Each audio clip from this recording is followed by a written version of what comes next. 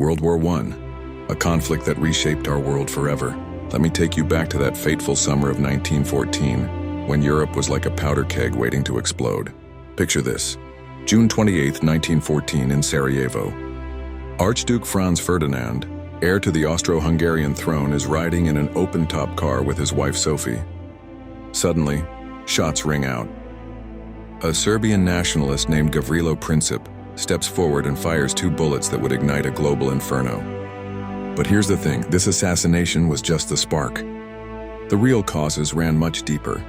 Europe was a mess of competing alliances, like a giant game of my friend's friend is my friend and my friend's enemy is my enemy. You had the Triple Alliance of Germany, Austria, Hungary, and Italy on one side, and the Triple Entente of Britain, France, and Russia on the other.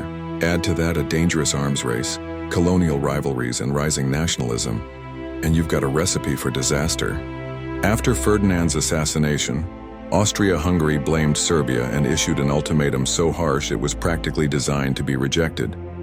When Serbia didn't fully comply, Austria-Hungary declared war. Then the dominoes started falling.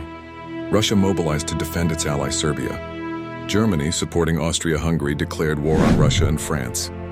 When German troops marched through neutral Belgium to attack France, Britain was drawn in to protect Belgian neutrality.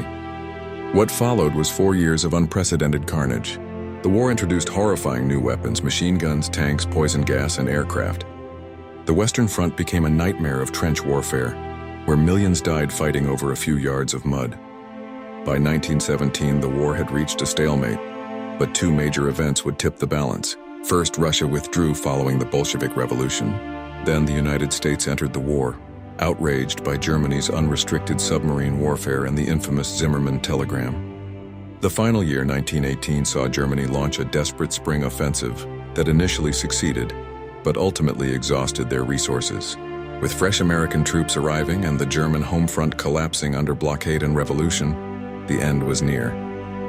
On November 11, 1918, at 11 a.m., the guns finally fell silent.